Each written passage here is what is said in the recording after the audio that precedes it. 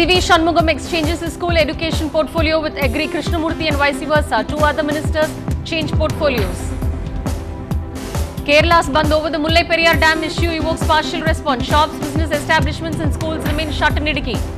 The mysterious death of Ayyappa devotee Shantavelu snowballs into a major controversy. Political parties outside Shantavelu's house demand compensation to the victim's family. The Madras High Court is not satisfied with the response from the Tamil Nadu police on the tribal women rape case from Viluppuram. The High Court wants a detailed report on allegations that 6 policemen raped the women before 31st Jan. This Pongal sees the death of 6 persons, including a 1-year-old baby, owing to road accidents in the districts of Vellore and Viluppuram. Injured admitted at Pondicherry Jipmar Hospital. It's day 6 of the LPG strike. Gas agencies hint at supplies being affected in the 3 southern states of Tamil Nadu, Kerala and Karnataka. Uniform school bags to be distributed to students free of cost by the government to avoid disparity. Uniforms for girls and eco-friendly geometry boxes to follow. What a trick to have a hit. It's to cost more than one hero in the film, it seems. Why is Nanban and Vetai a hit? Hello, you're watching News Tonight with me, Madhu. Before we get into the news in detail, let's take a quick look at the national headlines. The government finally reacts on the record to the Army Chief's decision to go to the Supreme Court to settle his age issue. Says he has set an unhealthy precedent.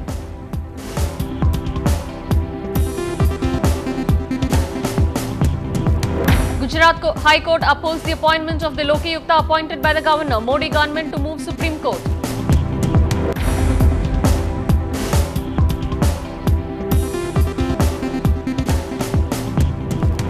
Pakistan snubs the American Pak envoy Mark Grossman, who's told he can't visit the country till Pakistan report on reviewing ties with US comes out.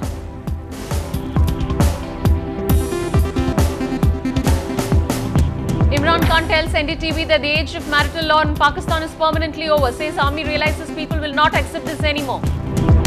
The online encyclopedia Wikipedia is all set to take its English language site offline for 24 hours to protest against proposed anti-piracy laws in the US.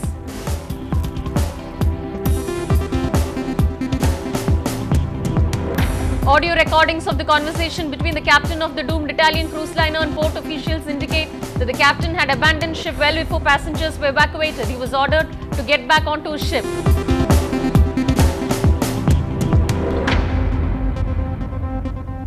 The Chief Minister's cabinet saw a reshuffle this evening. CV Shanmugam exchanged his school education portfolio with Agri Krishnamurthy, who was in charge of commercial tax, while SP Velumani exchanged his industrial and mining ministry with Thangamani, who was heading the revenue department.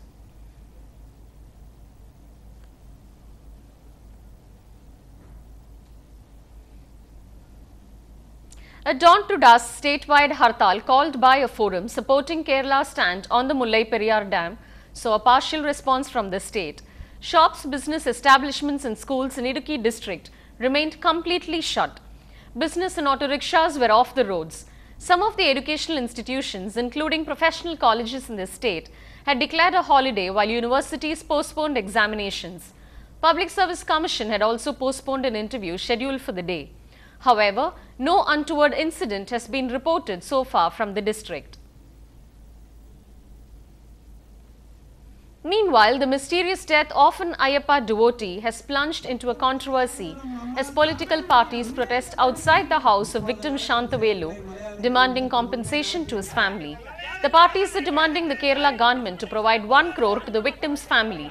They also want the government to provide employment to Shantanavelu's wife and take up the education expenses for his 2 daughters. MDMK has offered Rs 25,000 to the family. Over 500 policemen are deployed in Thiruverkadu, where protests to arrest the Malayalis involved in the case have risen.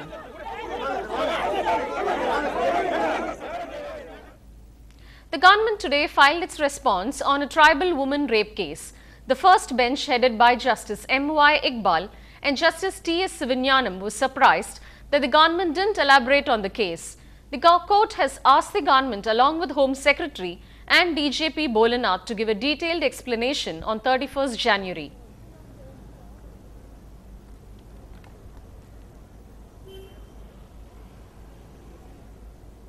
Three people, including a 1-year-old baby, die as a government bus collides with a van in Viluppuram as the car tried to overtake the bus.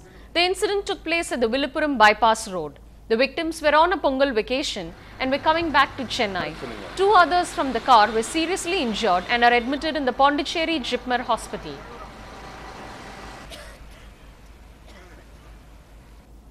Yet another road accident that took place at Ranganathapuram at Vellore district killed 3 people on the spot.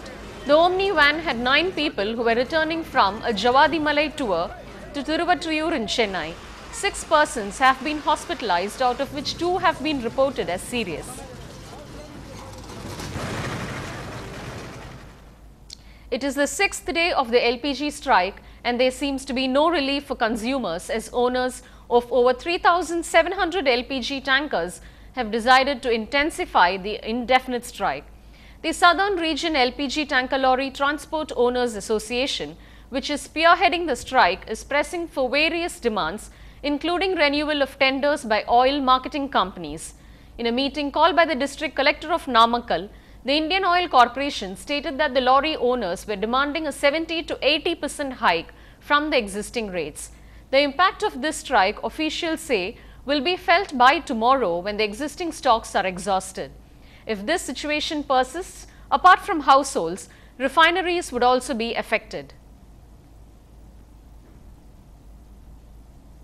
The government has announced free school bags for all students. The uniform school bags will be distributed free of cost for classes 6 to 10. The Tamil Nadu government said there should be no differences between any students whatsoever, and hence this was implemented. This will happen in full force from the next academic year. Sources say that with this, totally around 93 lakh students will be benefited and eco-friendly geometry boxes will be distributed.